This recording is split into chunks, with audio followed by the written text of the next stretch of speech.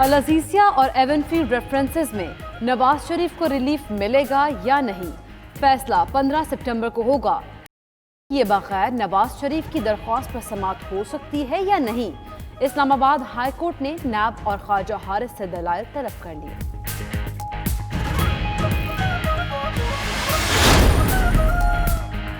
دوہری شہریت والوں کو برا بلا کہنا المیہ ہے۔ کہا جاتا ہے دوہری شہریت والوں کو کوئی عہدہ نہیں دیا جا سکتا۔ وزیر اعظم نے ڈیجیٹل روشن اکاؤنٹ پاکستان کی تقریب سے خطاب کرتے ہوئے کہا، ٹیکسز کا آدھا پیسہ قرضوں میں چلا جاتا ہے۔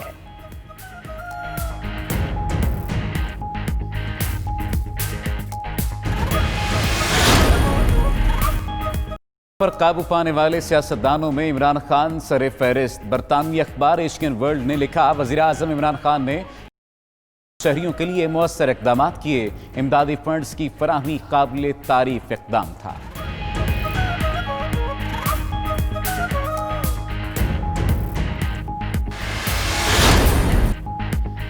بانی پاکستان قائد اعظم، عظیم قانون دان اور بااصول سیاستدان، غیر معمولی قوت عمل اور غیر متزلزل عزم کی حامل شخصیت کی برسی۔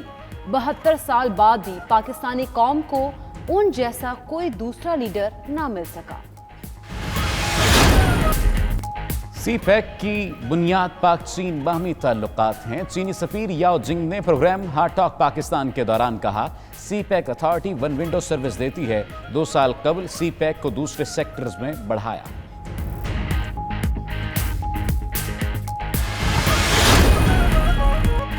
سی پیک کو افغانستان سے ملانا چاہتے ہیں۔ افغان ٹرانزٹ ٹریڈ کے باعث معاشی سرگرمیاں بڑھ گئیں۔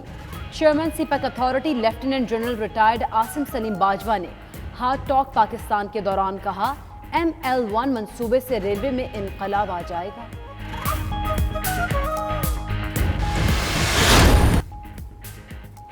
بلوچستان ترقی و خوشحالی کی راہ پر گامزن، پسماندہ ترین ضلع عوران میں بھی تعمیر و ترقی کی مناظر۔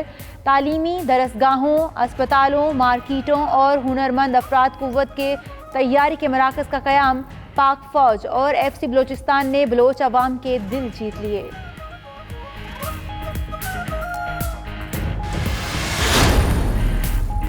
وزیر خارجہ کی روسی چینی ہم منصبوں سے ملاقاتیں، 2 طرفہ امور اور خطے کی صورتحال پر تبادلہ خیال۔ شاہ محمود قریشی نے کہا، روس کے ساتھ تعلقات کو اہمیت دیتے ہیں۔ چینی وزیر خارجہ سے ملاقات کے دوران ون چائنا پالیسی کی حمایت کا عزم دہرایا۔ افغانستان کی صورتحال پر بھی تبادلہ خیال۔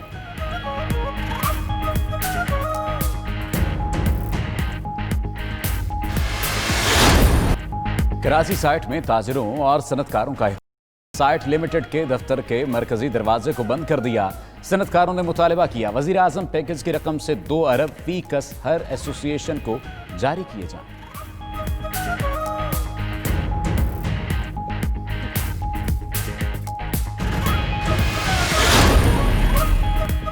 کہ الیکٹرک کا لائسنس تبدیل کیا جائے یا نہیں، شہریوں سے رائے طلب۔ نیپرا نے 21 ستمبر کو کراچی میں عوامی سماعت کا اعلان کر دیا کہ الیکٹرک کا ڈسٹریبیوشن لائسنس کی تبدیلی سے متعلق نیپرا کی تجویز سے اختلاف۔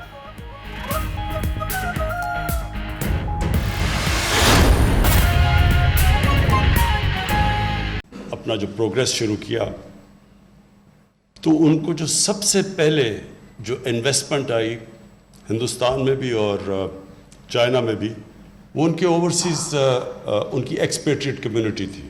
ان کے جو باہر ہندوستان کے جو لوگ باہر کام کر رہے تھے اور چائنا کے لوگ باہر کام کر رہے تھے۔ تو ہم نے جس طرح اس ٹیلنٹ کو، ہمیں جو اثاثے کو پاکستان میں جس طرح ہمیں ان کو لانا چاہیے تھا اور ان نیشن بلڈنگ میں جس طرح انہوں نے ہماری مدد کرنی تھی، وہ بدقسمتی سے ابھی تک نہیں ہوئی۔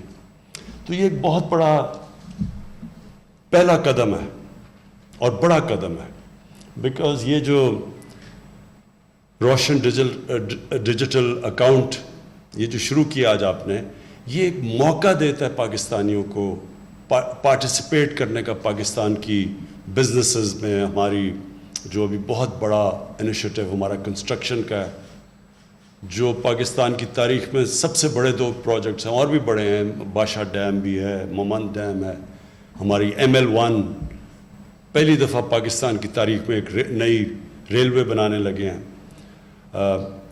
जो 2 नए शहर बना रहे हैं, एक बंडल आइलैंड सिंध के अंदर और दूसरा रावी सिटी लाहौर में।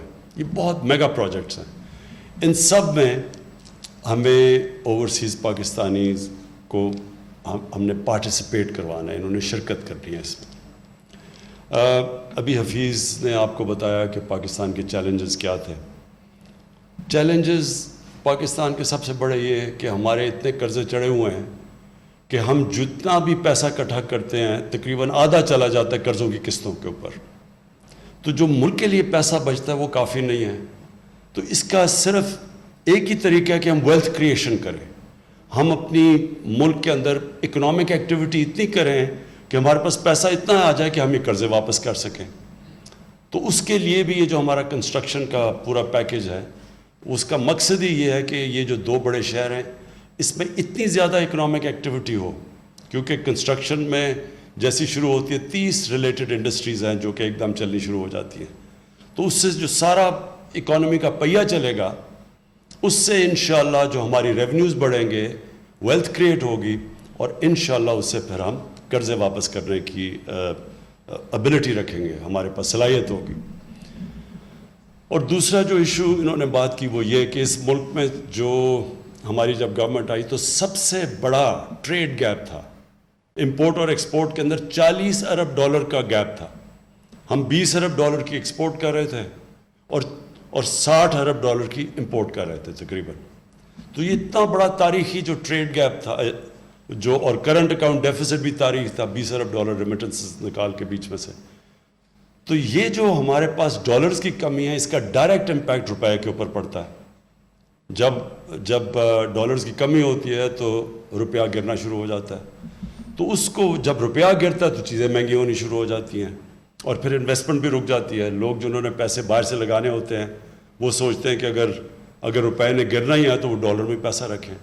तो इससे सारी इकॉनमी की जो इकॉनमी की वेल्थ भी नीचे चली जाती है और फिर जो इन्वेस्टमेंट भी रुक जाती है। तो इसके लिए एक तो ये वेल्थ क्रिएशन और दूसरा डॉलर्स हम कैसे बढ़ाएं, इसके लिए ओवरसीज़ पाकिस्तानी की हमें बहुत ज़रूरत है। रेमिटेंसेस उनकी बढ़ गई हैं, लेकिन हम ऐसी चीज़ चाहते हैं कि उनकी अब इन्वेस्टमेंट आए हमारे मुल्क में। अभी तक हम उनको कोई वायबल चीज़ें नहीं प्रेजेंट कर सके इन्वेस्ट करने के लिए। जो करते भी हैं अनफॉर्चुनेटली हमारा सिस्टम जैसे ईज़ ऑफ डूइंग बिजनेस आसानियाँ होती जाएंगी इन्वेस्टर्स के लिए तो इंशाल्लाह वो उधर भी आएंगे। लेकिन ये जो हमारे 2 मेगा प्रोजेक्ट्स हैं इसमें क्योंकि उमूमन वो प्रॉपर्टीज़ में इन्वेस्ट करते हैं तो ये बेहतरीन उनके लिए अपॉर्चुनिटीज़ इन्वेस्ट करने की होंगी। मैं एक चीज़ अब ओवरसीज़ पाकिस्तानी इसके ऊपर कह दूँ, हमारे मुल्क में पता नहीं ये क्या मसला है लोगों में